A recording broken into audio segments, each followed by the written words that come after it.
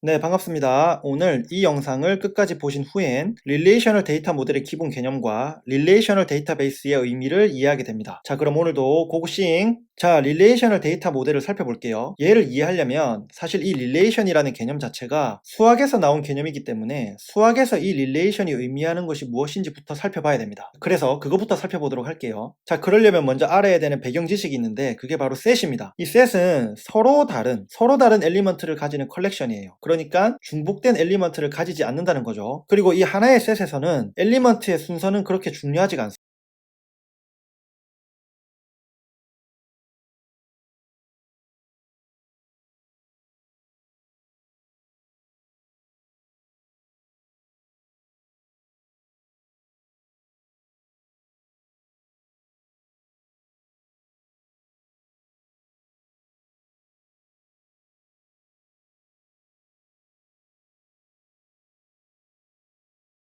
않습니다. 그래서 이 밑에 보시면 1, 3, 11, 4, 7 이렇게 엘리먼트들로 이루어진 셋이 있는데 이 셋은 중복된 엘리먼트를 가지고 있지 않죠. 그리고 이 셋에서 엘리먼트들의 순서도 크게 중요하지는 않습니다. 그래서 만약에 11, 1, 3, 7, 4 이렇게 다른 순서로 표현해도 문제될 게 없는 거죠. 자, 그러면 이제 이 셋에 대한 개념을 알았으니까 이제 수학에서 릴레이션이 무엇을 의미를 하는지 본격적으로 살펴보겠습니다. 자, 여기 set A가 있고 set B가 있습니다. set A는 1과 2를 엘리먼트로 가지고요. set B는 P, Q, R을 엘리먼트로 가집니다. 그러면 이제부터 set A에서 하나의 엘리먼트를 고르고 set B에서 하나의 엘리먼트를 골라서 그 두 개의 엘리먼트로 페어를 만들어 볼게요. 그러면 이런 식으로 페어가 만들어질 수 있겠죠.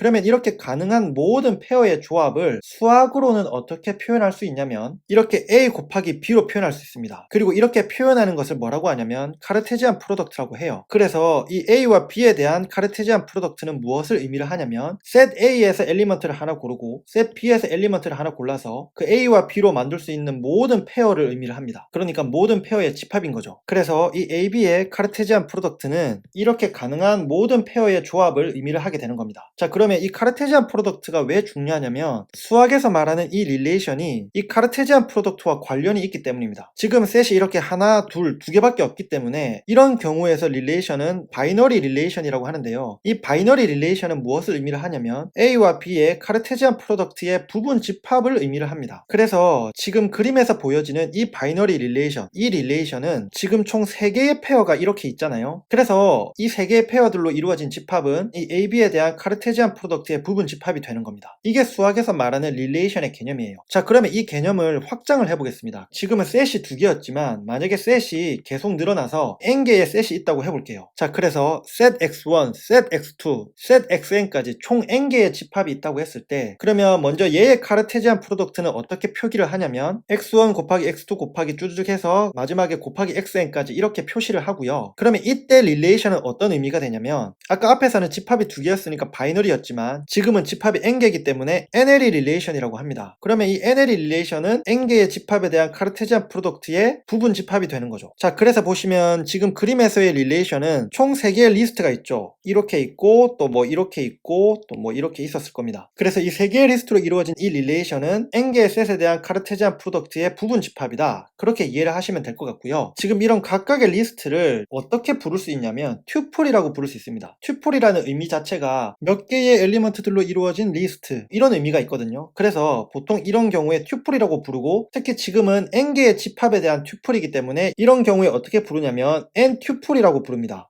자, 그래서 정리를 하면 이 수학에서 사용되는 릴레이션의 개념은 카르테지안 프로덕트의 부분 집합이다. 혹은 튜플들의 셋이다. 이 셋을 집합이라고 하죠, 우리말로는. 그래서 이 튜플들의 집합이다. 그렇게 표현할 수 있는 거죠. 자, 그러면 이제 우리는 수학에서 릴레이션의 개념을 알았으니까 이제 릴레이셔널 데이터 모델에서 이 릴레이션의 개념이 어떻게 적용이 됐는지를 한번 살펴보도록 할게요. 먼저 이 셋부터 살펴봅시다. 우리는 이 셋을 바탕으로 수학에서 릴레이션이 어떤 의미인지를 파악을 한 거잖아요. 그러면 이제 이 릴레이셔널 데이터 모델에서 이 셋은 도메인을 의미를 합니다. 그래서 이 도메인은 이렇게 엘리먼트 혹은 value라고 하는데 이런 값들의 집합 이것을 도메인이라고 해요. 릴레이셔널 데이터 모델에서는요. 그리고 이 릴레이셔널 데이터 모델에는 이 도메인마다 이런 식으로 이름을 붙일 수도 있죠. 그리고 이 릴레이셔널 데이터 모델에서도 마찬가지로 이런 튜플들을 가질 수가 있습니다. 그리고 이 전체를 릴레이셔널 데이터 모델에서도 동일하게 릴레이션이라고 부르는 거죠. 자, 그러면 이제부터 스튜던트, 그러니까 대학에서의 학생 정보, 학생 데이터를 저장하는 스튜던트 엘리먼트를 이 릴레이셔널 데이터 모델에서 어떻게 릴레이션으로 표현을 하는지 그것을 한번 예를 통해서 살펴보도록 할게요. 그러면 이제 이 릴레이셔널 데이터 모델을 잘 이해하실 수 있을 겁니다. 자, 그럼 저는 이 스튜던트 릴레이션을 표현하기 위해서 관련된 도메인부터 정의를 할 겁니다. 그래서 먼저 학생들의 학번을 나타내기 위해서 이 학번 집합을 정의를 했어요. 그리고 그 도메인의 이름을 student id라고 했습니다. 그리고 학생들의 이름을 또 표현하기 위해서 사람 이름 집합을 만들었어요. 그리고 그 도메인의 이름을 human names라고 했고요. 몇 학년인지도 나타내야 되니까 대학교의 학년 집합을 나타낼 수 있는 그런 도메인을 정의를 했습니다. 학년은 1학년부터 4학년까지 밖에 없기 때문에 이 도메인은 1, 2, 3, 4만 가질 수가 있겠죠. 그래서 이 1, 2, 3, 4로 한정해서 이 도메인의 데이터 타입을 표현을 해줬고요. 그리고 이 도메인의 이름을 University Grade라고 붙여줬습니다. 그리고 또 전공과 관련된 도메인을 정의를 했어요. 그래서 대학교에서 배우는 전공 이름 집합을 Major Names라는 이름으로 정의를 해줬고요. 마찬가지로 학생들의 핸드폰 번호를 알아야 되니까 핸드폰 번호 집합을 도메인으로 정의를 했고 그 도메인의 이름을 폰넘버스라고 붙여줬습니다. 자, 그러면 이렇게 정의된 도메인을 바탕으로 이제 릴레이션을 만들어 볼게요. 자, 아까 그렸던 그런 그림과 비슷한 형태로 최대한 수학적 모델과 비슷하게 한번 해보겠습니다. 자, 그러면 지금 이렇게 도메인 이름들이 적혀 있어요. 근데 여기 보시면 폰넘버스라는 게 두 번 나타납니다. 얘는 왜 두 번 나타나냐면 이 스튜던트 릴레이션을 데이터 모델을 통해서 나타내려고 하다 보니까 그러면 그 학생의 비상 연락망도 가지고 있어야 되겠다라는 생각이 든 거죠. 예를 들어 학생의 연락이 계속 안 될 때 누군가에게 연락을 해봐야 되잖아요. 그래서 이런 경우를 위해서 이 스튜던트 릴레이션에 비상 연락망도 저장을 하고 싶었던 겁니다. 그러면 이 폰넘버스는 학생의 전화번호를 저장하기 위해서도 사용되고 그 학생의 비상 연락망, 그러니까 가족이나 친구의 연락처겠죠. 그런 비상 연락망을 저장하는 용도로도 이 폰넘버스 도메인이 사용이 되는 겁니다. 자, 그러면 동일한 도메인이 같은 릴레이션에서 두 번 사용이 되는 거잖아요. 그런데 그 사용되는 목적이 다른 겁니다. 역할이 다른 거예요. 그러면 이런 역할을 표시해주기 위해서 이 릴레이셔널 데이터 모델에서는 추가적으로 어떤 개념이 등장하냐면 애트리뷰트라는 개념이 등장을 합니다. 그래서 이 각각의 도메인들이 이 릴레이션에서 어떤 역할을 수행을 하는지 그 수행하는 역할의 이름을 붙여주는 거죠. 그게 바로 이 애트리뷰트의 의미입니다. 그러면 각 도메인마다 이 애트리뷰트의 이름을 붙여줄게요. 지금 보시는 것처럼 이제 이렇게 애트리뷰트의 이름이 지정이 됐습니다. 그러면 이 student IDs라는 도메인은 이 student 릴레이션에서 그 학생의 아이디를 나타내고 그 다음에 human names 같은 경우에는 그 학생의 이름을 나타내죠. 그래서 이런 식으로 쭈쭈쭈 애트리뷰트의 역할이 부여가 되고 끝에 이 두 개만 좀 더 살펴보면 이 폰넘버스라는 도메인에 대해서 얘는 학생의 전화번호를 나타내는 역할로서 이 폰넘버라는 애트리뷰트가 이름으로 부여가 됐고 그 다음에 같은 도메인에 대해서 그 학생의 비상 연락처를 나타내는 역할로서 이 emergency 폰넘버라는 애트리뷰트가 또 이름으로 지정이 된 겁니다. 그래서 이제 이 애트리뷰트의 의미가 릴레이셔널 데이터 모델에서 어떤 의미인지 이해가 되셨을 거예요. 자, 그러면 이제 이 스튜던트 릴레이션에 대한 정의는 끝이 난 거고 그러면 이렇게 도메인들이 다 지정이 됐기 때문에 이 도메인은 어떤 값들로 이루어진 집합이라고 했으니까 각각의 도메인마다 값들이 다 있을 거고 그 값들 중에서 실제로 데이터로서 존재하는 튜플들이 다 있을 겁니다. 그래서 이 스튜던트 릴레이션에서는 이 튜플이 이런 식으로 표시가 된다. 그런데 이제 우리가 릴레이셔널 데이터 모델을 사용을 할 때 이런 식으로 그림으로 잘 표현을 하지 않죠. 얘를 가장 잘 표현할 수 있는 방법은 사실 테이블입니다. 그래서 릴레이션을 테이블이라고 많이 설명을 하는 거예요. 왜냐하면 이 릴레이셔널 데이터 모델에서의 튜플들이 테이블로 표현하기가 너무 좋으니까 그래서 테이블로 많이 인식이 되는 겁니다. 그래서 이 스튜던트 릴레이션이 릴레이셔널 데이터 모델에서는 이렇게 테이블로 표시가 된다.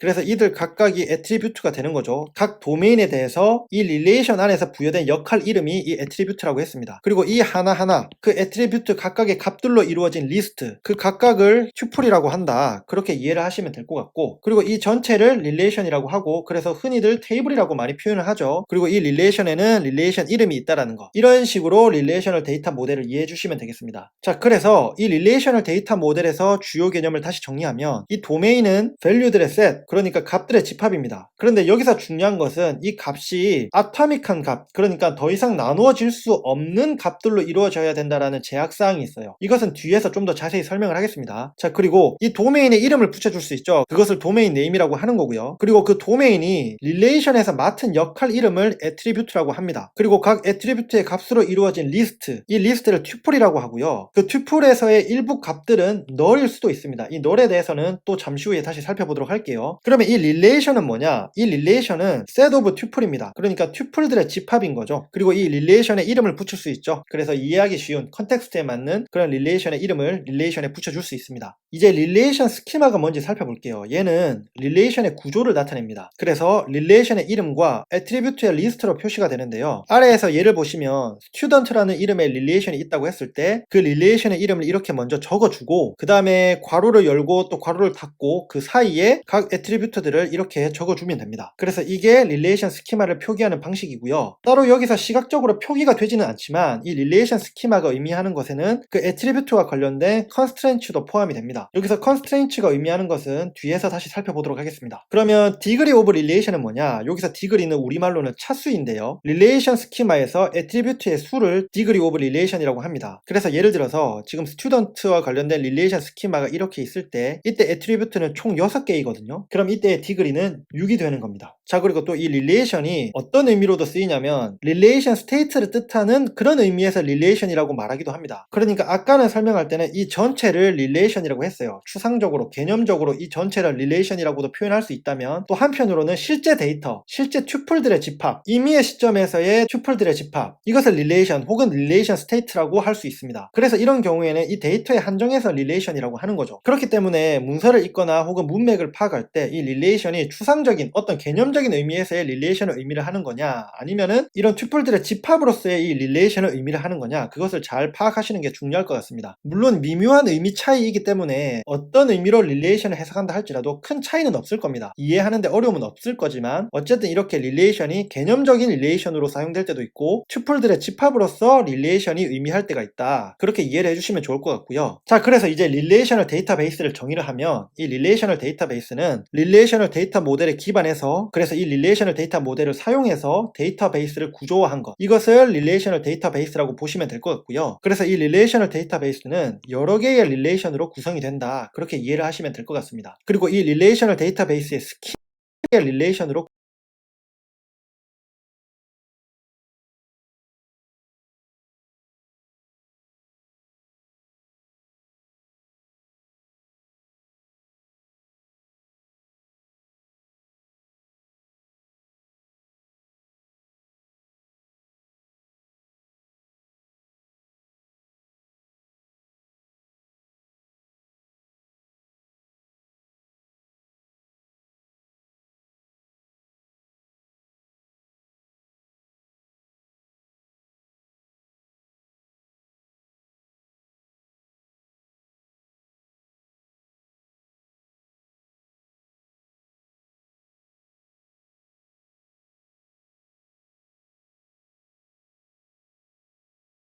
구성이 된다, 그렇게 이해를 하시면 될 것 같습니다. 그리고 이 릴레이셔널 데이터베이스의 스키마가 있는데요. 이 스키마는 이 릴레이셔널 데이터베이스가 여러 개의 릴레이션으로 구성될 수 있다고 했잖아요. 그래서 이때 이 스키마는 릴레이션 스키마들의 집합과 또 릴레이션들이 여러 개가 있기 때문에 이 릴레이션들 간의 인테그리티가 있거든요. 그 인테그리티와 관련된 컨스트레인트 셋으로 이 스키마가 구성된다, 그렇게 보시면 되고요. 여기서 이 컨스트레인트와 또 인테그리티 컨스트레인트는 후반부에 좀 더 자세히 설명하도록 하겠습니다. 자, 그러면 이제부터는 좀 빠르게 진행을 할 수 있을 것 같아요. 내용이 어렵지 않거든요. 이제 릴레이션이 어떤 의미인지는 다 파악이 되셨을 거고 왜 릴레이션이라고 부르게 됐는지 이해가 되셨을 겁니다. 자, 그러면 이 릴레이션의 특징들을 좀 살펴보도록 할게요. 먼저 이 릴레이션은 중복된 튜플을 가질 수가 없습니다. 왜냐하면 이 릴레이션의 개념 자체가 튜플들의 집합, 셋이기 때문에 이 셋은 중복을 허용하지 않아요. 그래서 이런 식으로 서로 다른 튜플인데 그 튜플의 모든 값들이 동일한 그런 튜플들은 있을 수가 없다라는 그런 특징이 있고요. 그 다음에 릴레이션의 튜플을 식별하기 위해서 애트리뷰트의 부분 집합을 키로 설정한다, 이런 특징이 있습니다. 그래서 이 스튜던트 릴레이션에서는 이 아이디를 통해서, 스튜던트 아이디죠, 이 아이디를 통해서 각 튜플을 유니크하게 구분되어 식별할 수가 있는 겁니다. 그리고 또 릴레이션의 특징은 뭐냐면 릴레이션에서 튜플의 순서는 중요하지가 않습니다. 그래서 지금 이런 순서를 표기를 했지만 이런 튜플들 간의 순서가 바뀌어도 그렇다고 이 릴레이션의 의미가 달라지거나 하지는 않는다는 거죠. 그래서 이 릴레이션의 정의에서는 이 튜플들을 어떤 순서로 표시해야 되는지를 따로 정의하고 있지 않습니다. 그 말은 무슨 말이냐면 이 튜플들을 이렇게 표시를 해줄 때에 그 순서를 정하는 방법이 여러 가지가 있을 수가 있다는 거죠. 그래서 아이디를 기준으로 정렬할 수도 있고 네임을 기준으로 정렬할 수도 있고 순서를 오더링하는 것은 여러 가지 방법이 있을 수 있다, 그런 특징이 있고요. 그리고 하나의 릴레이션에서 애트리뷰트의 이름은 중복이 되면 안 된다. 또 이런 특징이 있습니다. 또 하나의 튜플에서 애트리뷰트의 순서는 크게 중요하지가 않습니다. 그래서 얘네들의 순서를 바꿔준다 하더라도 그 의미가 달라지거나 하지는 않는다라는 거죠. 그리고 마지막으로 이 애트리뷰트는 어터믹해야 된다. 그러니까 어터믹한 값을 가져야 된다라는 의미인데요. 여기서 이제 어터믹이라는 뜻은 원자적인, 더 이상 나누어질 수 없는 이런 의미거든요. 그래서 예를 들어서 이 어드레스라는 애트리뷰트가 있어요. 그러면 얘는 이 값으로 서울특별시, 강남구, 청담동 이렇게 되어 있는데 사실 이 특별시의 시, 강남구의 구, 청담동의 동은 쪼개질 수 있는 애트리뷰트입니다. 이렇게 여러 개의 애트리뷰트가 하나로 묶어진 것을 컴파짓 애트리뷰트라고 하는데요. 이제 이런 것들을 나눠줘야 된다는 거죠. 얘는 지금 어터믹하지 않기 때문에 이런 것들을 잘라서 따로따로 애트리뷰트로 저장을 해줘야 된다. 이런 의미고요. 그 다음 여기 또 메이저를 보시면 이 사람의 복수 전공이에요. 그래서 컴공을 전공을 했고 디자인도 전공을 했습니다. 그러면 이런 경우를 멀티밸류드 애트리뷰트라고 하고 이런 경우도 잘라줘야 된다는 얘기입니다. 나눠질 수가 있기 때문에. 그러면 얘네들을 나눠서 어떻게 저장하는지는 이제 추후 영상을 통해서 설명을 할 거고요. 지금은 애트리뷰트는 아토믹 해야 된다. 이런 특징을 가진다. 이렇게 이해를 해주시면 될 것 같습니다. 자, 그리고 널의 의미를 살펴볼게요. 이 널의 의미는 값이 존재하지 않거나 값이 존재하지만 아직 그 값이 무엇인지 알지 못하거나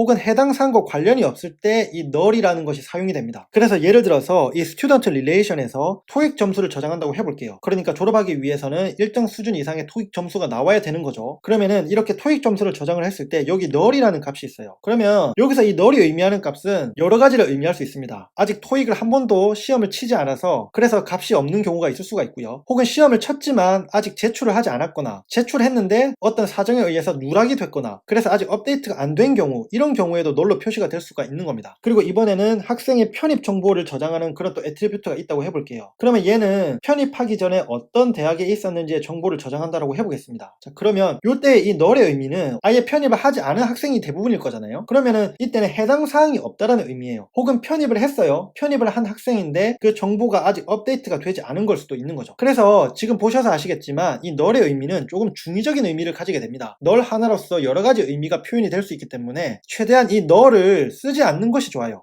자, 그럼 이번에는 키에 대해서 살펴볼게요. 자, 먼저 슈퍼키를 살펴보면 릴레이션에서 튜플스를 유니크하게, 여기서 중요한 거는 유니크하다라는 거죠. 유니크하게 식별할 수 있는 애트리뷰트 셋을 슈퍼키라고 합니다. 자, 그러면 예를 들어서 여기에 플레이어라는 릴레이션이 있어요. 얘는 애트리뷰트를 ID, 선수 이름, 그 선수가 속한 팀의 ID, 선수의 등번호, 그리고 그 선수의 생일 이런 정보들을 담고 있는 릴레이션이라고 해보겠습니다. 그러면 이때 이 플레이어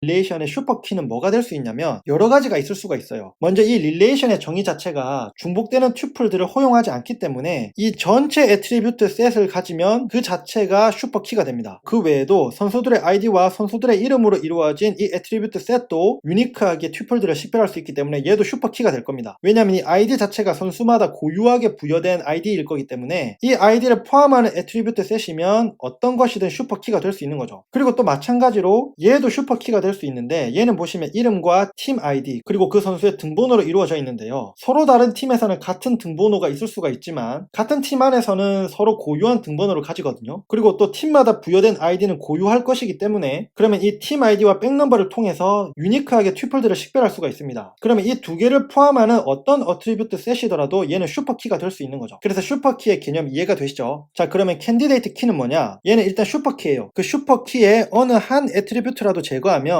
더 이상 유니크하게 튜플들을 식별할 수 없는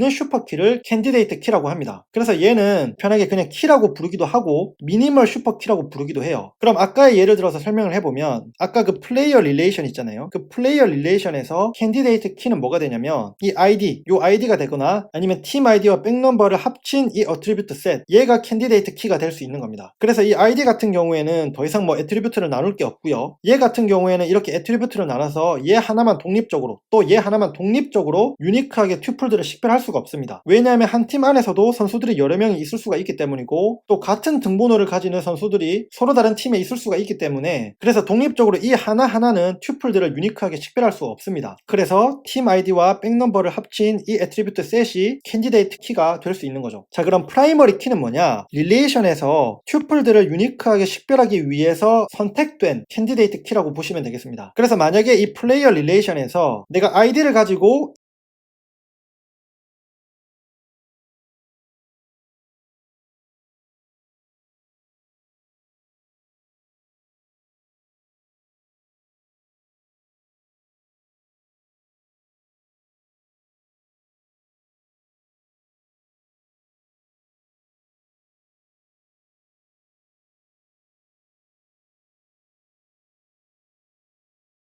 이 튜플들을 식별을 하겠어. 그러면 이 아이디가 프라이머리 키가 되는 거고요. 아니야, 나는 팀 아이디와 백넘버의 조합으로 튜플들을 유니크하게 식별하겠어. 그렇게 결정을 한다면 이제는 얘가 프라이머리 키가 되는 겁니다. 그런데 보통 이 프라이머리 키를 고를 때는 애트리뷰트 숫자가 적은 거를 프라이머리 키로 골라요. 그게 좀 더 편합니다. 그래서 지금 이 상황에서는 이 아이디가 프라이머리 키로 선택이 되겠죠. 자, 그리고 유니크 키는 뭐냐? 프라이머리 키로 선택되지 못한 캔디데이트 키를 유니크 키라고 보시면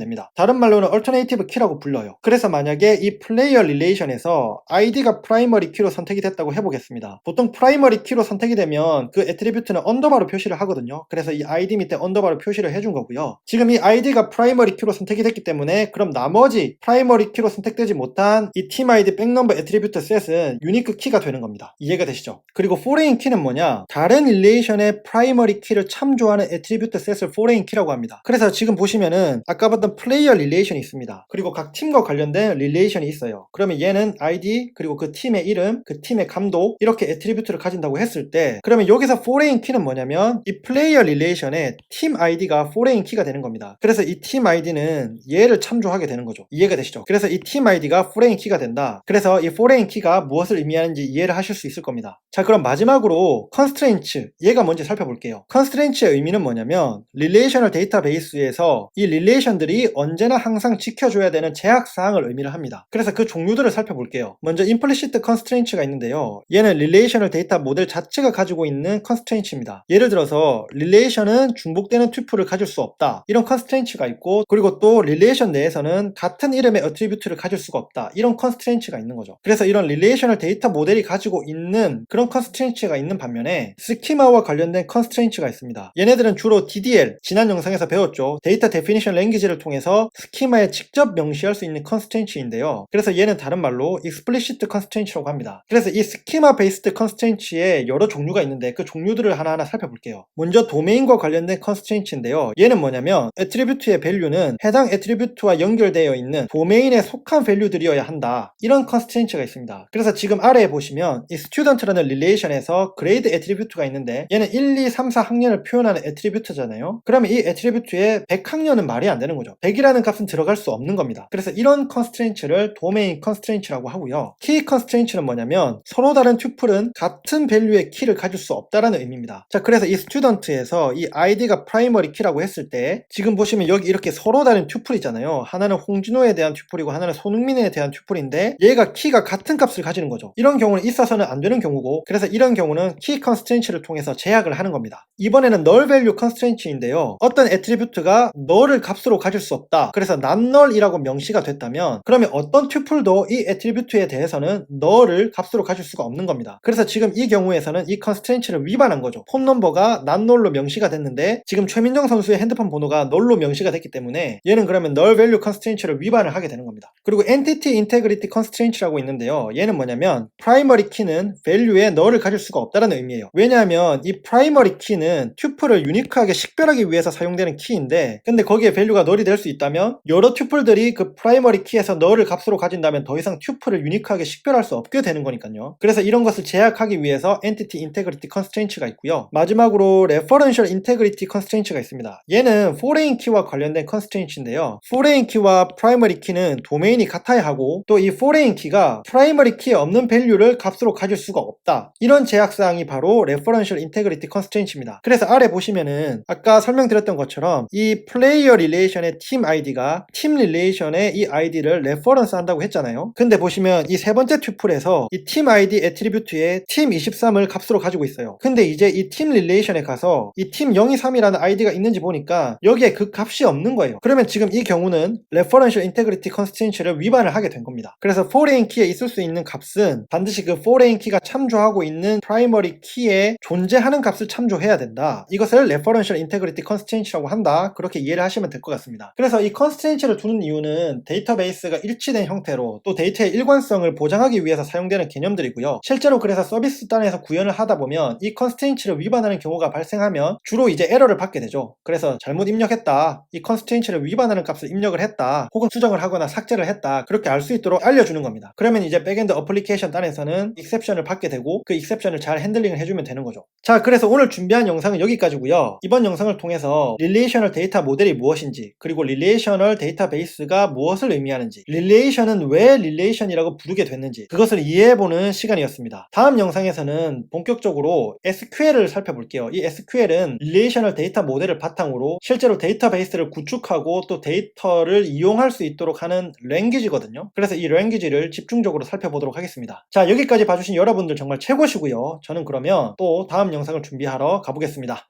감사합니다. 네, 반갑습니다. 오늘 이 영상을 끝까지 보신 후엔 SQL의 기본 개념과 DB 구조를 정의하는 SQL의 기본 문법을 익히게 됩니다. 자, 그럼 오늘도 고고싱! 먼저 SQL의 기본 개념부터 살펴볼게요. SQL은 Structured Query Language의 첫 글자를 딴 건데요. 얘는 릴레이션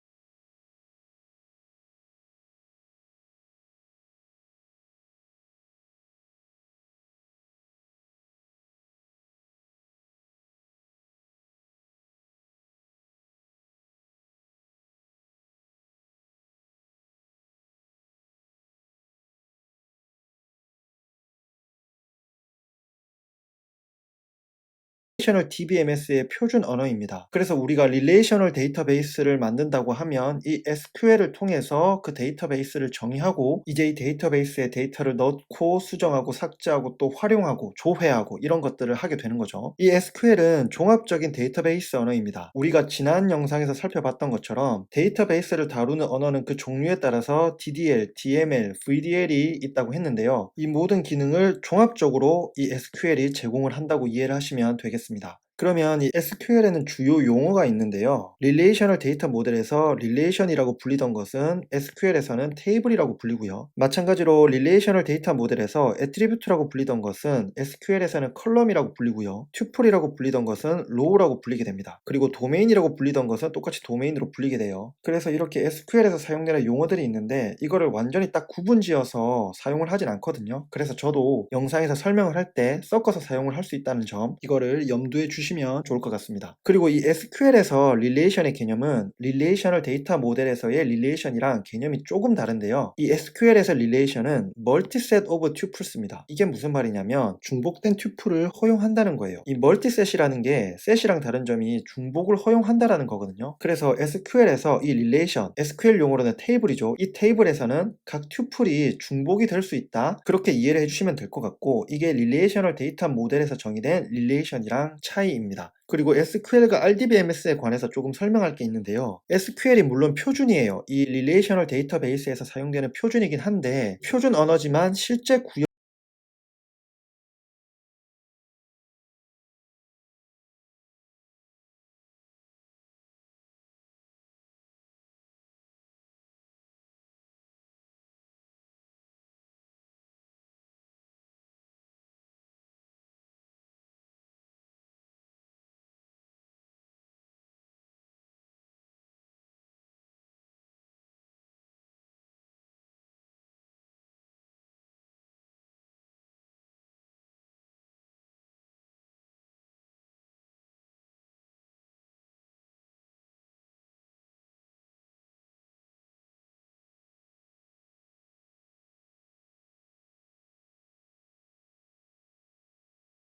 구현의 강제는 없기 때문에 RDBMS마다 제공하는 SQL의 스펙이 조금씩 다릅니다. 그래서 예를 들어서 MySQL에서 제공하는 SQL의 문법이랑 오라클에서 제공하는 SQL의 문법이랑 포스트그레스QL에서 제공하는 SQL의 문법이 조금씩 달라요. 그래서 현업에서 개발을 할 때는 그 사용하고 있는 RDBMS의 SQL을 잘 익히는 게 중요합니다. 자, 그러면 지금부터 예제를 통해서 SQL로 데이터베이스를 정의하는 것을 해보도록 하겠습니다. 이제 우리가 할 거는 IT 회사 관련돼서 RDB를 만들어 볼 거예요. 그러면 이 IT 회사에는 부서가 있고 또 사원이 있고 프로젝트가 있고 또 그 프로젝트에 참여하고 있는 사원들이 있을 거잖아요. 그래서 이렇게 관련된 정보를 저장할 수 있는 관계형 데이터베이스를 만들어 보려고 해요. 그런데 여기서 사용할 RDBMS는 MySQL을 쓰도록 하겠습니다. 아까 앞에서 말씀드렸던 것처럼 SQL이라는 것은 표준 언어이지만 RDBMS가 구현할 때 조금씩 다를 수 있다고 했잖아요. 그래서 저는 이제 이 예제를 MySQL이라는 RDBMS를 통해서 이 SQL을 사용하는 법을 설명하려고 합니다. 물론 다른 RDBMS에도 최대한 동일하게 사용될 수 있는 SQL만으로 설명을 하려고 하겠지만 오늘 영상에서 설명드리는 SQL들이 100% 호환이 되지는 않을 거예요. 그렇다 할지라도 대충 이런 게 있다 이해를 하시면 될 것 같고, 각자가 현업에서 사용하게 될 RDBMS나 혹은 내가 사용하고 싶은 RDBMS에서 비슷한 SQL을 찾아서 적용을 하시면 될 것 같습니다. 자, 그리고 이 MySQL은 여러 가지 DB 엔진을 제공을 하는데요. 가장 많이 쓰는 게 InnoDB이기 때문에 이 InnoDB를 기준으로 설명을 하도록 하겠습니다. 자, 그러면 데이터베이스를 정의를 해볼게요. 먼저 맨 처음 MySQL을 설치를 하고 나서 이 MySQL에 어떤 데이터베이스들이 있는지를 확인을 해보고 싶잖아요. 그러면 이때는 show databases라는 이 명령을 날리게 되면 그러면 현재 이 데이터베이스가 어떤 것들이 있는지를 이런 식으로 보여줘요. 기본적으로 저 같은 경우에는 이런 4가지 데이터베이스가 있습니다. 자, 이런 상태에서 이제 데이터베이스를 구축을 하려고 하는 거기 때문에 그 데이터베이스를 새로 하나 만들어 주려고 합니다. 그때 그러면 명령어는 어떻게 하냐면 create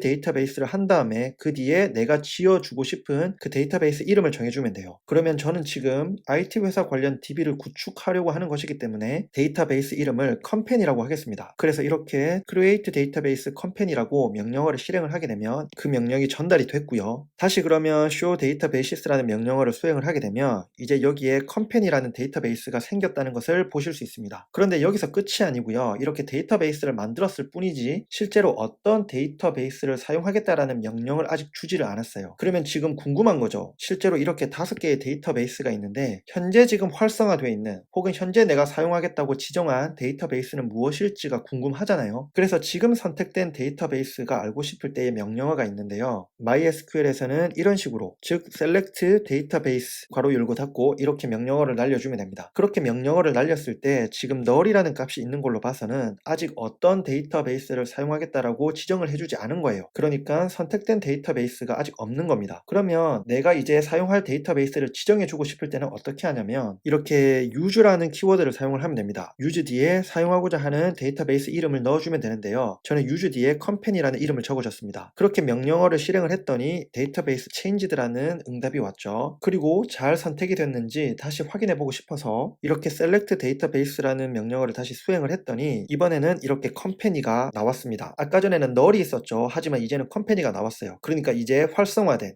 혹은 지금 내가 사용하고 있는 데이터베이스가 이 컴퍼니라는 이름의 데이터베이스인 거죠. 그리고 만약에 이 컴퍼니라는 데이터베이스를 지우고 싶다. 그러면 어떻게 하면 되냐면 이렇게 drop 데이터베이스라고 적어주고 그 뒤에 데이터베이스 이름을 적어주면 됩니다. 어렵지 않죠? 물론 지금은 데이터베이스를 삭제하지 않을 겁니다. 왜냐하면 이 컴퍼니 데이터베이스 위에 우리의 데이터베이스를 구축을 할 거니까요. 자, 그리고 추가로 하나 설명을 드릴 게 이 데이터베이스라는 키워드 바로 앞에서 봤었던 그 키워드가 있고 또 스키마라는 키워드가 있는데요. 이것만 간략하게 설명하고 넘어갈게요. MySQL에서는 이 데이터베이스와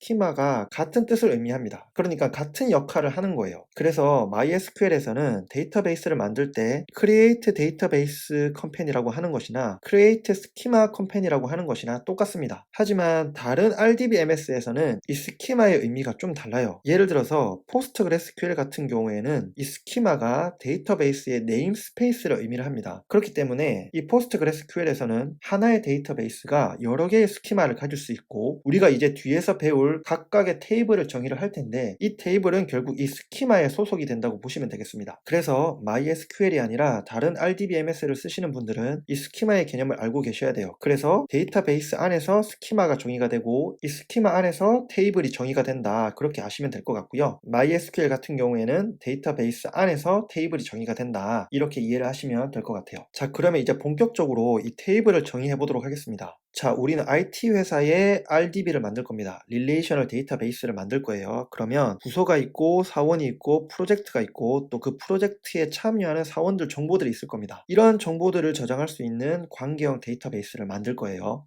자, 그래서 이렇게 IT 회사 데이터베이스의 스키마를 정의를 했습니다. 보시면은 부서를 나타내는 디파트먼트, 그리고 직원을 나타내는 인플로이, 이 회사가 진행하고 있는 프로젝트 정보를 저장하는 프로젝트, 그리고 직원들이 어떤 프로젝트에서 일하고 있는지 정보를 가지고 있는 workson이라는 그런 테이블들을 각각 정의를 했어요. 그러면 이 디파트먼트부터 차례대로 살펴보면 여기에 ID라고 되어 있죠. ID에 언더바가 되어 있으니까 우리가 지난 영상에서 배웠던 것처럼 언더바가 있으면 얘는 프라이머리 키라고 했죠. 프라이머리 키는 그 테이블의 각각의 튜플을 식별하기 위해서 사용되는 키라고 우리가 배웠습니다. 자, 그럼 이렇게 ID가 있고 또 그 부서의 이름이 있을 거예요. 그래서 name, 그리고 그 부서를 리딩하는 리더가 있을 거예요. 그러면 그 리더의 아이디를 이렇게 저장을 하고 있고요. 여기서 이 리더의 아이디는 바로 아래 테이블에 employee의 이 아이디를 레퍼런스 한다고 보시면 되겠습니다. 그럼 바로 이어서 이 employee를 살펴보면 얘도 직원들마다 아이디가 있을 거잖아요. 그래서 이 아이디를 프라이머리 키로 사용을 하기로 했고요. 그 다음에 그 직원의 이름이 있을 거고 생일, 그리고 성별, 직군, 연봉, 그리고 이 직원이 속한 부서의 아이디, 이런 형태의 정보들을 담고 있다고 보시면 될 것 같아요. 그러면 여기서 이 디파트먼트 아이디는 바로 위에서 봤었던 이 디파트먼트의 아이디를 참조하는 거겠죠. 그래서 이 인플로이의 디파트먼트 아이디는 이 디파트먼트의 아이디를 참조하고 있다. 이렇게 표시를 해두겠습니다. 그리고 아래 프로젝트 테이블을 살펴보면 얘도 아이디가 있겠죠. 이 아이디를 통해서 이 회사의 프로젝트들을 식별을 할 거고요. 그러면 그 프로젝트의 이름이 또 있을 거고 그 프로젝트를 또 리딩하는 리더가 있을 거예요. 그 리더의 아이디를 저장하는 컬럼이 또 있고요. 그리고 이 프로젝트를 시작한 날 날짜와 또 끝난 날짜 혹은 끝나기로 예정된 날짜를 저장하는 또 컬럼들이 이렇게 있습니다. 그러면 여기서도 이 리더 아이디가 바로 위에 있는 인플로이 테이블의 아이디를 참조를 하는 거겠죠. 그래서 이런 식으로 화살표로 표시를 해뒀고요. 마지막으로 이 works on이라는 테이블을 살펴보면 얘는 어떤 직원이 어떤 프로젝트에서 일하는지 정보를 담고 있습니다. 그래서 얘도 이 인플로이 아이디가 저 위에 인플로이 테이블의 아이디를 참조를 할 거고요. 프로젝트 아이디는 바로 위에 테이블의 프로젝트 아이디를 참조를 하게 될 겁니다. 자, 그래서 우리가 이렇게 간단하지만 IT 회사의 데이터베이스를 스키마를 정의를 해봤어요. 그래서 보통 현업에서 개발을 할 때는 데이터베이스를 구축을 할 때 우선 이렇게 스키마부터 전체적인 구조부터 정의를 하고 시작을 하게 됩니다. 자, 그러면 이제 이렇게 스키마를 정의를 했으니까 실제로 우리가 SQL을 통해서 지금 이 네 가지 테이블을 생성을 해보도록 할게요. 그러면 먼저 이 디파트먼트 테이블부터 생성을 해보도록 하겠습니다. 자, 디파트먼트 테이블을 만드는 방법은 문법은 이렇습니다. create 테이블을 먼저 적어주고요. 그 뒤에 그 테이블의 이름을 적어줍니다. 그리고 괄호를 열고 끝에 괄호를 닫고 마지막에 이 세미콜론이 되어 있는 것은 이 명령이 끝이 났다라는 의미예요. 그래서 세미콜론을 항상 붙여줘야 되고요. 지금 저는 실제로 터미널에서 표시되는 형태로 보여드리려고 이렇게 되어 있는데 그래서 이 화살표는 라인이 바뀌었다라는 그런 의미라고 보시면 됩니다. 실제로 타이핑할 때는 적어주실 필요는 없고요. 그래서 보실 때 실제로 SQL에 해당하는 거는 이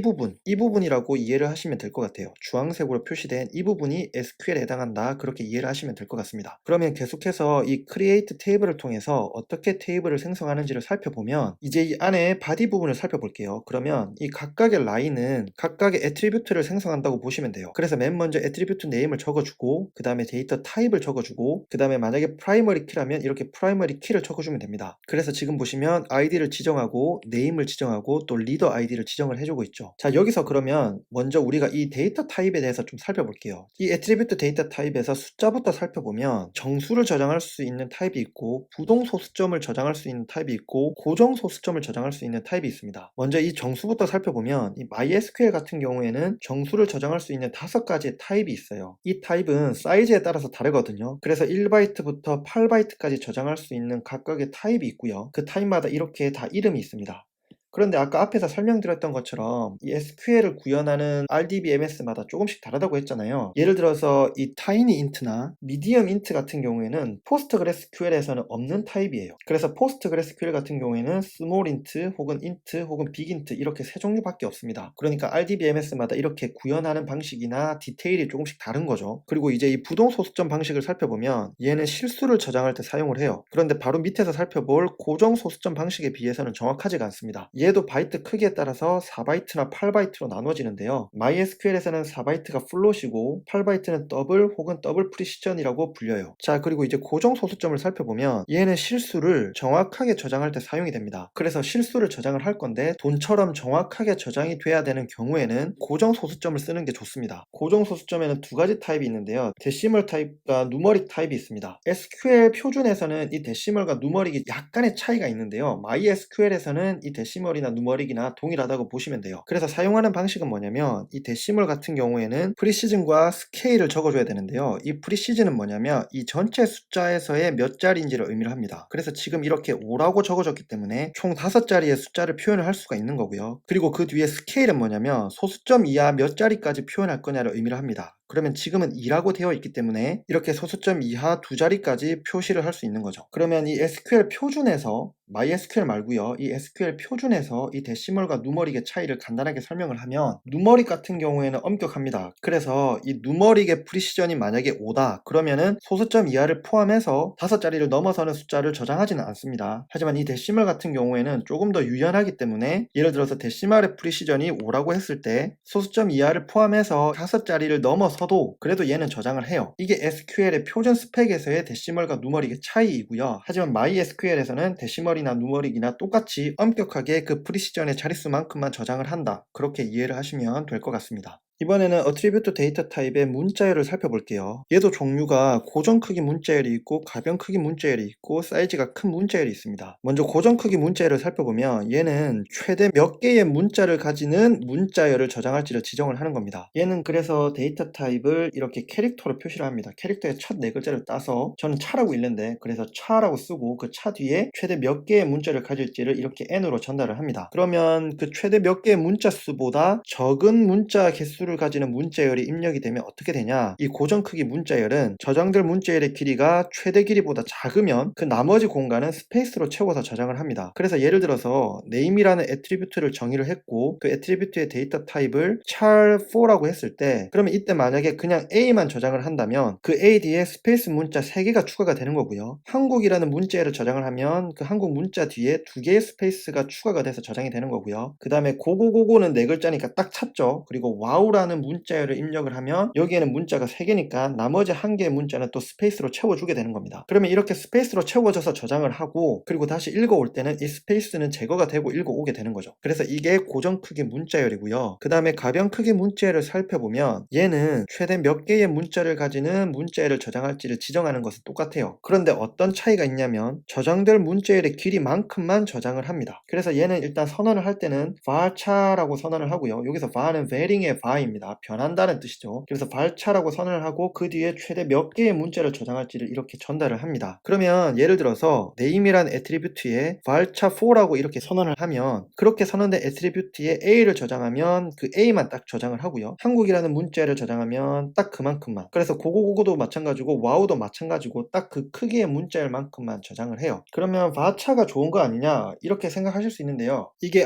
RDBMS에서 varcha와 char를 어떻게 구현했는지에 따라서 조금씩 다릅니다. 그래서 PostgreSQL 같은 경우에는 공식 문서를 봐도 varcha를 쓸 것을 권장하고 있고요. MySQL 같은 경우에는 varcha를 쓸 때의 스토리지 상으로 이점은 있겠지만 시간적인 성능이 char에 비해서 안 좋다라는 그런 얘기들이 있기 때문에, 그래서 보통 MySQL에서는 폰넘버 같이 이렇게 문자열의 크기가 고정되어 있는 경우에는 char를 쓰는 것을 권장을 하고요. 그게 아니라 문자열의 크기가 가변적인 애트리뷰트 같은 경우에는 varcha를 쓸 것을 권장을 합니다. 그리고 이 밑에 몇 개를 저장할 수 있는지 이렇게 표시를 해놨거든요. 얘는 이제 MySQL 스펙이라고 보시면 될 것 같아요. 그리고 사이즈가 큰 문자열의 데이터 타입을 살펴보면 얘는 아주 길이가 긴, 예를 들어서 게시판에 작성된 글은 글자 수가 매우 많을 거잖아요. 그런 종류의 큰 문자열을 저장할 때 사용되는 타입이라고 보시면 돼요. 그래서 MySQL에는 이렇게 4가지 종류가 있고요. PostgreSQL에서는 이 텍스트 딱 하나가 있습니다. 참고로 MySQL에서 varcha보다 더 많은 길이의 문자열을 저장할 수 있는 것은 미디엄 텍스트나 롱 텍스트예요. 타이니 텍스트나 텍스트는 varcha랑 동일하거나 varcha보다 작은 길이를 저장하기 때문에 실제로 varcha보다 더 많은 길이의 문자열을 저장할 때는 미디엄 텍스트나 롱 텍스트를 고려하시면 될 것 같습니다. 그리고 또 날짜와 시간을 표시하는 데이터 타입이 있습니다. 날짜를 표시할 때는 이렇게 년, 월, 일을 표시를 하고요. 이때 사용되는 타입은 date입니다. 그리고 시간을 표시하고 싶을 때, 시, 분, 초를 저장을 하고 싶을 때 그때 사용되는 데이터 타입은 time이고요. 그런데 여기서 보시면은 이렇게 시간을 3자리까지 표시할 수 있다는 것은 왜 그런 거냐면 이 시간이 경과된 시간을 표시하고 싶을 때 이렇게 3자리로 표시를 할 수 있어요. 그래서 예를 들어서 내가 어떤 일을 시작해서 어떤 일이 끝날 때까지 걸린 시간을 표시하고 싶다면 그게 하루 만에 끝나지 않을 수도 있는 거잖아요. 그래서 이때는 시간 범위가 좀 더 넓어질 수 있다. 그래서 24시간을 넘어갈 수 있다는 거고요. 일반적으로 현재 몇 시, 몇 분, 몇 초를 표시하고 싶다 할 때는 이렇게 표시를 할 수 있다 보시면 되겠습니다. 그리고 날짜와 시간을 통합해서 보여주고 싶을 때는 MySQL에서 2가지 데이터 타입이 있는데요. 하나는 데이트 타임이 있고 하나는 타임 스탬프가 있습니다. 이 2개는 모두 날짜와 시간을 같이 표현한다. 그래서 이런 식으로 기본적으로 표시를 할 수 있어요. 그러면 이 2개의 차이는 뭐냐? 데이터 타임의 범위는 이 정도의 범위를 가지고 타임스탬프의 범위는 이 정도의 범위를 가지는데, 이 범위의 차이 말고도 어떤 차이가 있냐면 타임스탬프 같은 경우에는 UTC로 저장을 해요. 여기서 UTC가 뭐냐면 표준 시간대입니다. 그래서 타임스탬프로 저장을 할 때는 MySQL이 설치되어 있는 서버의 타임존이나 혹은 MySQL 내부적으로 또 타임존을 설정할 수 있거든요. 그 타임존의 시간 대비 표준 시간대로 변환을 해서 그 표준 시간대로 저장을 하고요. 다시 읽어올 때는 그 표준 시간대를 현재의 또 타임존을 반영을 해서 타임존 기준으로 변환을 한 뒤에 그 값을 리턴을 하게 되는 겁니다. 그래서 MySQL에서 타임스탬프는 타임존에 영향을 받는다라는 것, 이거를 기억을 해주시면 좋을 것 같습니다.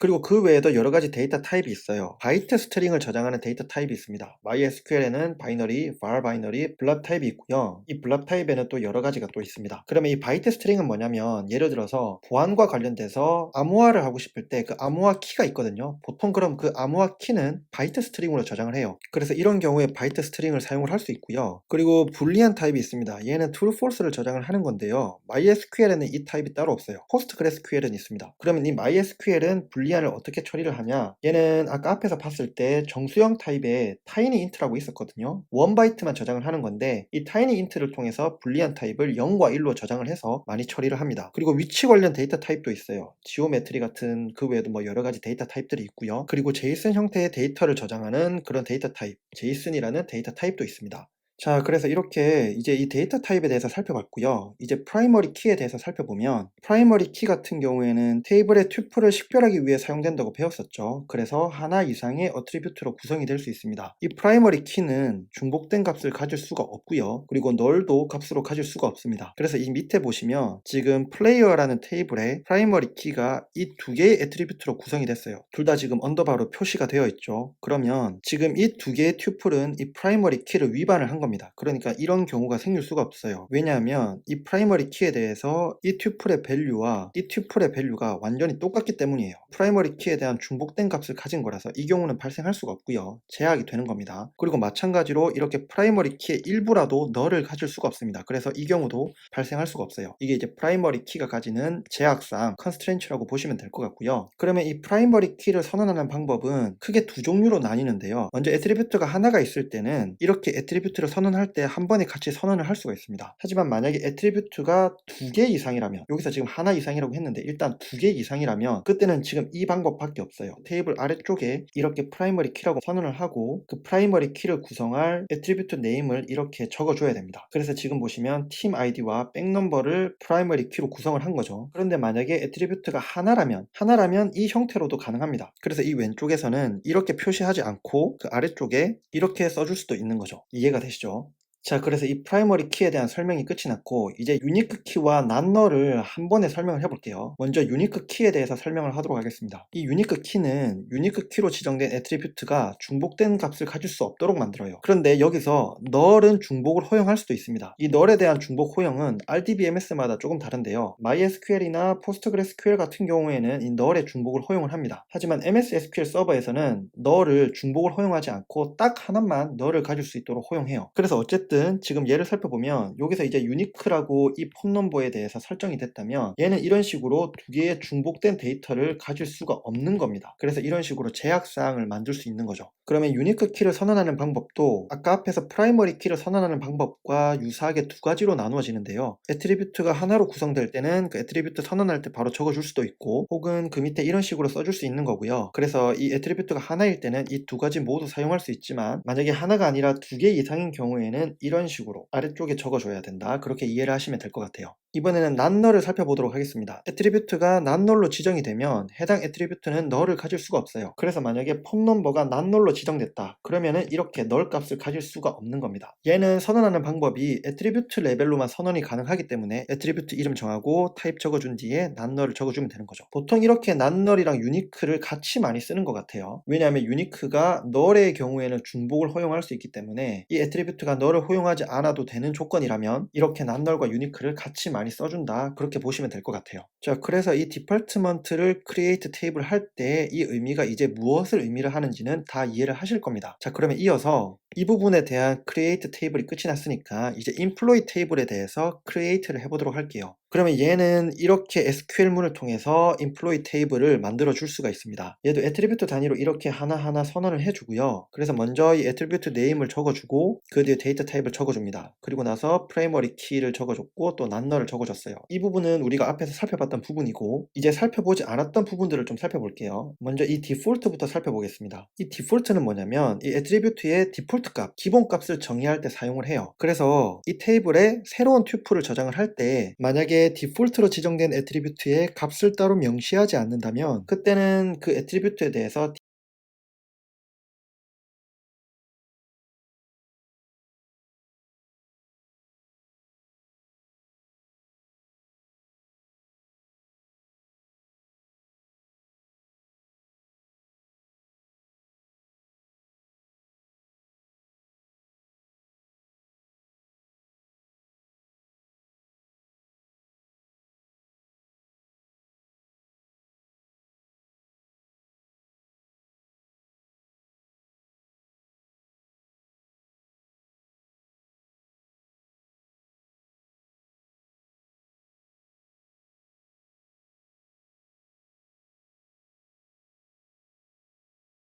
디폴트 값으로 저장이 됩니다. 그래서 예를 들어서 이 샐러리의 디폴트 값을 5,000으로 저장을 해놨다면 여기 이 인플로이의 새로운 직원에 대한 정보를 넣어줄 때 아이디도 지정해주고 네임도 지정해주고 생일 정보도 지정을 해줬지만 연봉은 따로 지정을 해주지 않았다면 이때 저장을 할 때 그러면 여기는 디폴트로 5,000이 저장이 되는 거예요. 이해가 되시죠? 그러면 얘를 선언하는 방법은 어떻게 되냐면 얘도 애트리뷰트 단위이기 때문에 애트리뷰트에다가 이렇게 디폴트로 많이 선언을 합니다. 그래서 디폴트 키워드를 적어주고 그 뒤에 그 디폴트가 되는 값을 적어주면 되는 겁니다. 그래서 지금 이 orders 테이블에는 메뉴 애트리뷰트에 대한 디폴트 값이 짜장면이 되는 거예요. 그래서 밥은 같이 먹을 건데 메뉴를 정하지 않았다면 그 사람의 메뉴는 짜장면이 되는 겁니다. 그러면 방금 디폴트에 대해서 살펴봤다면 이제는 체크하는 것에 대해서 살펴볼게요. 이 체크 컨스트레인츠는 뭐냐면 애트리뷰트의 값을 제한하고 싶을 때 사용이 됩니다. 예를 들어서 이 셀러리라는 애트리뷰트에 이 체크라는 컨스트레인츠를 넣었어요. 이 컨스트레인츠는 최소 연봉을 5,000으로 잡은 겁니다. 그래서 5,000 미만의 값들은 저장되지 않게 하는 거죠. 그래서 이런 컨스트레인츠가 걸려 있으면 이런 상황에서 셀러리를 1,000으로 입력을 한다? 이게 불가능한 거예요. 그러면 이 체크 컨스트레인츠는 어떻게 사용을 하냐? 애트리뷰트 하나로 구성될 때와 애트리뷰트 하나 이상으로 구성될 때가 다른데요. 앞에서 봤던 프라이머리 키나 유니크 키와 비슷한 내용입니다. 그래서 애트리뷰트가 하나로 구성이 될 때는 이렇게 애트리뷰트 선언할 때 같이 이렇게 써줄 수 있어요. 그래서 체크 쓰고 우리는 만 20세 이상의 연령만 저장을 할 거야 이렇게 선언을 해줄 수도 있고 그리고 이런 식으로 테이블의 아래쪽에 넣어줄 수도 있는 겁니다. 그래서 애트리뷰트가 하나일 때는 이 형태로도 쓸 수 있고 이 형태로도 쓸 수 있고요. 하지만 애트리뷰트가 2개 이상으로 구성될 때는 그때는 이 형태밖에 쓸 수가 없어요. 그래서 예를 들어서 프로젝트 테이블에서 시작 날짜가 있고 종료 날짜가 있을 거잖아요. 그러면 이 시작 날짜가 당연히 이 종료 날짜보다 빨라야 되겠죠. 그래서 이런 경우에 체크 컨스트레인츠를 쓸 수가 있는 겁니다. 이렇게 체크 컨스트레인츠로 지정을 해놓으면 혹여나 실수로라도 엔드 데이트가 스타트 데이트보다 더 빠르게 저장되는 일을 막을 수가 있겠죠. 자, 그래서 체크 컨스트레인츠와 관련된 부분은 확인을 했고요. 이제 foreign 키와 관련된 부분을 확인을 해보도록 하겠습니다. 이 foreign 키는 뭐냐면 지금 보시면 이 디파트먼트 아이디가 이 직원이 속한 부서의 아이디인 거잖아요. 그러면 얘는 아까 우리가 맨 처음 만들었었던 디파트먼트 테이블의 아이디를 참조를 하게 되는 겁니다. 그러면 이때 이렇게 참조하는 애트리뷰트, 이 애트리뷰트에 대해서 foreign 키를 걸 수가 있는 거예요. 그래서 얘를 좀 살펴보도록 하겠습니다.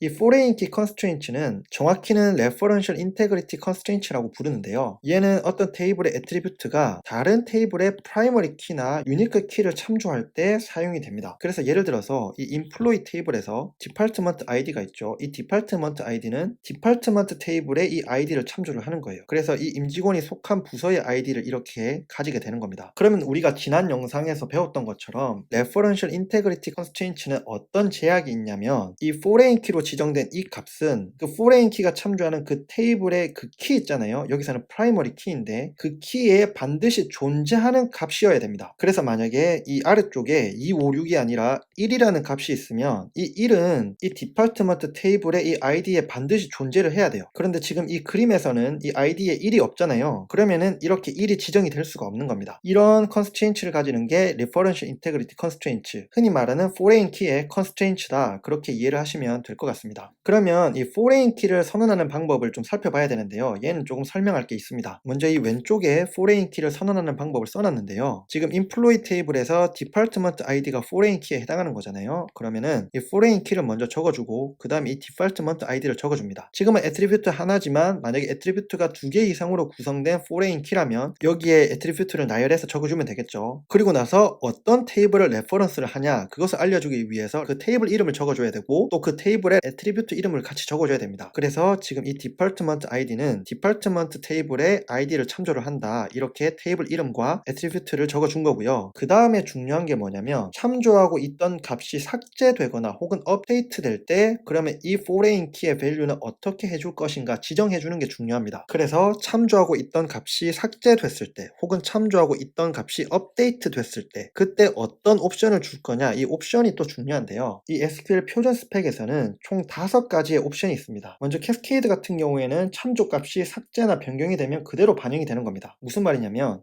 만약에 얘가 삭제가 됐어요. 그러면은 얘도 삭제가 되는 겁니다. 그리고 만약에 얘가 1로 업데이트가 됐어요. 그러면 얘도 1로 업데이트가 되는 겁니다. 이거를 의미를 하는 거예요.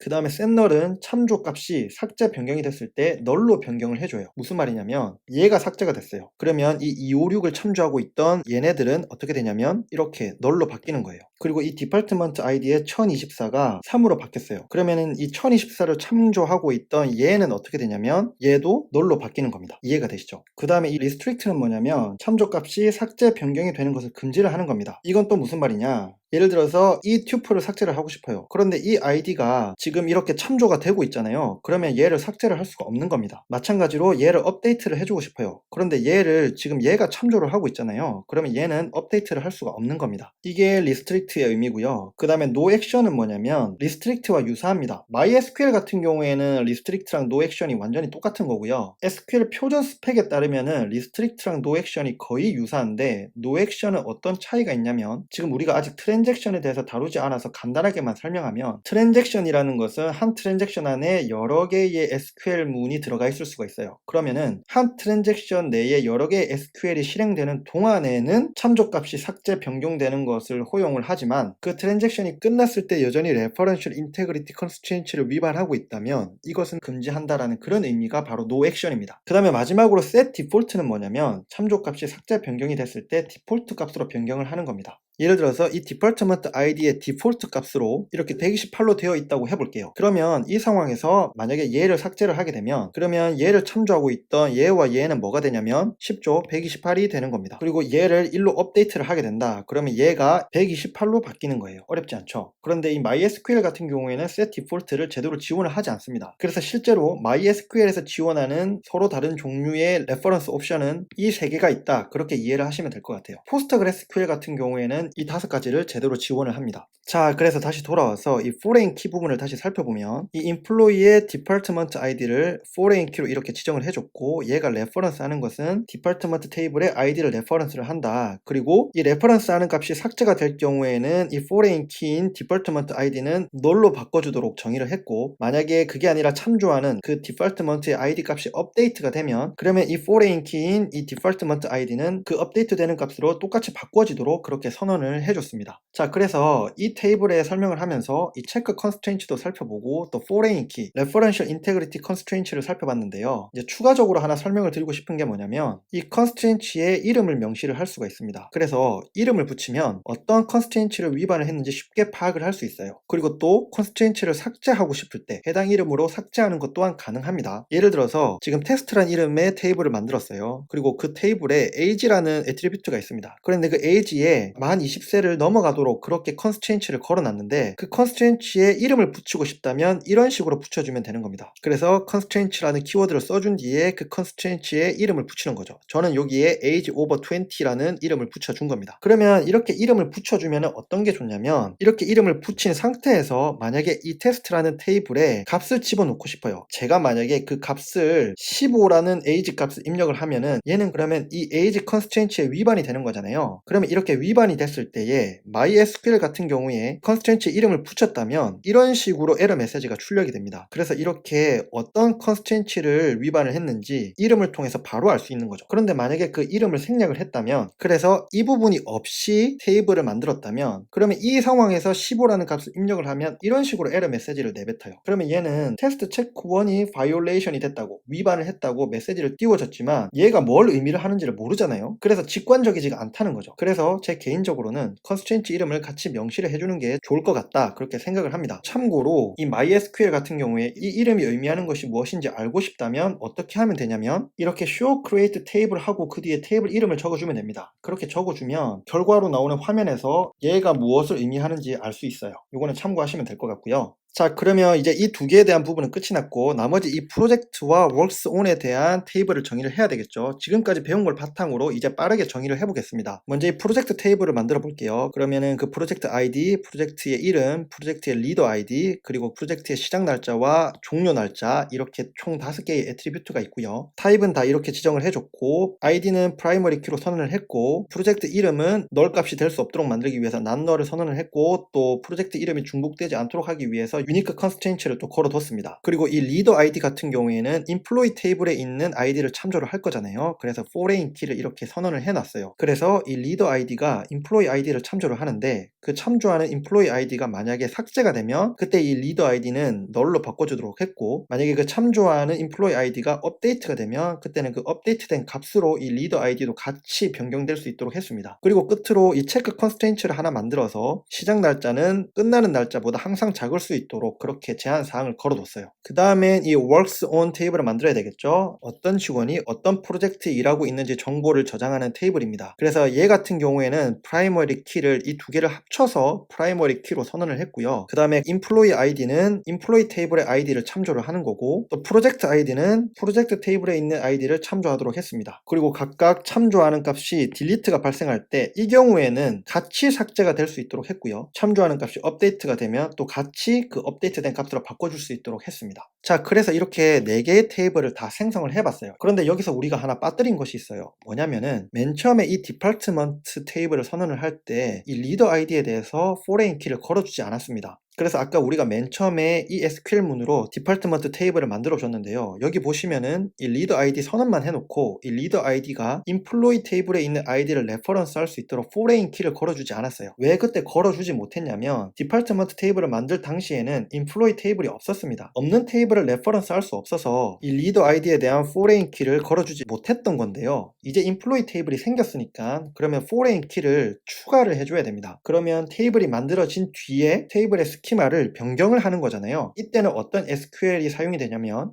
바로 이 alter 테이블입니다. 이 alter 테이블 문은 이 alter 테이블을 먼저 써주고 그 다음에 변경하려는 테이블 이름을 써준 뒤에 그 다음에 뭘 해줄지를 써주면 돼요. 여기서는 foreign 키를 추가를 할 거잖아요. 그래서 이 MySQL에서는 add foreign 키라고 적어주고 그 다음에 이 리더 아이디에 대해서 이 디파트먼트 테이블의 리더 아이디에 대해서 foreign 키를 추가를 하는 거죠. 그러면 이 리더 아이디는 레퍼런스 하는 게 인플로이 테이블의 아이디를 레퍼런스를 하는 거고, 그러면 얘는 이 참조하는 값이 업데이트가 될 때는 그 업데이트가 되는 값으로 똑같이 변환될 수 있도록 캐스케이드 시켜주고, 참조하는 값이 딜리트가 되면 그러면 이 디파트먼트의 리더 아이디는 그냥 널로 바뀔 수 있도록 이렇게 set null을 해주는 겁니다. 그래서 이 alter 테이블이 이게 이제 테이블이 생성이 되고 난 뒤에 테이블의 스키마의 변경이 필요할 때 사용되는 SQL이다, 그렇게 이해를 하시면 될 것 같고요. 그래서 이 alter 테이블은 테이블의 스키마를 변경할 때 사용을 하는데 여러 가지 유형이 있습니다. 워낙 종류가 많기 때문에 대충 어떤 것들이 있는지만 살펴보면 애트리뷰트를 추가하고 싶거나 애트리뷰트의 이름을 변경하고 싶거나 혹은 타입을 변경하고 싶거나 혹은 테이블의 이름을 변경하거나 프라이머리 키를 추가하거나 foreign 키를 추가하거나 혹은 삭제도 가능합니다. 애트리뷰트를 삭제하거나 뭐 컨스트레인츠를 삭제하거나 키를 삭제를 하거나 그런 삭제하는 것도 가능해요. 그래서 이렇게 alter 테이블을 쓸 수가 있고, 그 alter 테이블 SQL은 일단 alter 테이블로 시작을 한 뒤에 그 뒤에 테이블 이름을 이렇게 적어주고 그 뒤에 무엇을 해줄지를 기술을 해주면 됩니다. 이거는 필요에 따라서 사용하시는 RDBMS의 문서를 참고하시면 될 것 같고요. alter 테이블에 관련해서 강조를 하고 싶은 부분은 뭐냐면 이 alter 테이블이라는 것이 테이블의 스키마를 변경하는 거잖아요. 그렇기 때문에 어쩌면 이미 서비스 중인 테이블의 스키마를 변경할 수도 있을 거예요. 그러면 이미 서비스 중인 데이터베이스의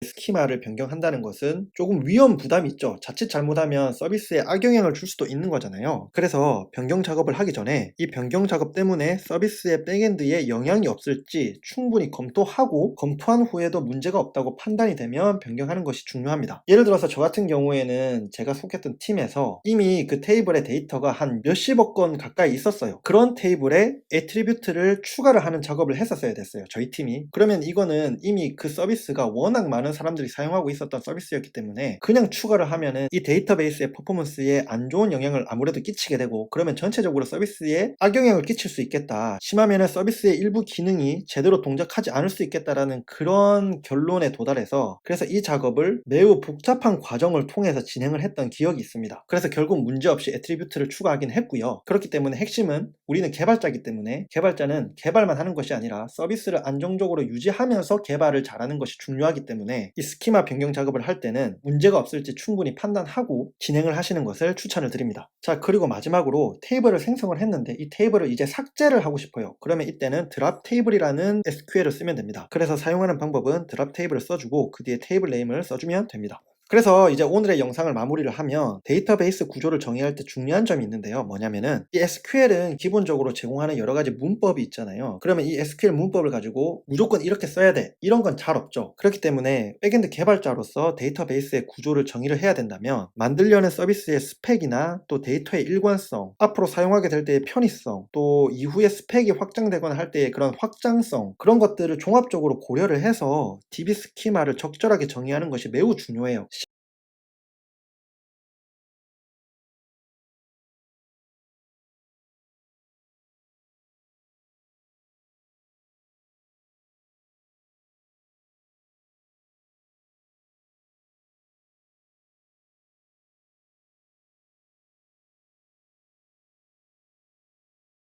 시니어 개발자와 주니어 개발자를 나누는 그 기준은 여러 기준이 있겠지만 그 중에 하나가 데이터베이스를 얼마나 잘 설계하는가, 이것이 중요하다고 생각을 합니다. 그렇기 때문에 오늘 배웠던 SQL문을 기억하는 것도 물론 중요하겠지만 내가 속한 회사가, 팀이 구현하려고 하는 그런 스펙을 잘 반영해서 이 SQL문을 적절하게 활용하는 것이 중요하다, 이것을 잘 기억을 해주시면 좋을 것 같습니다.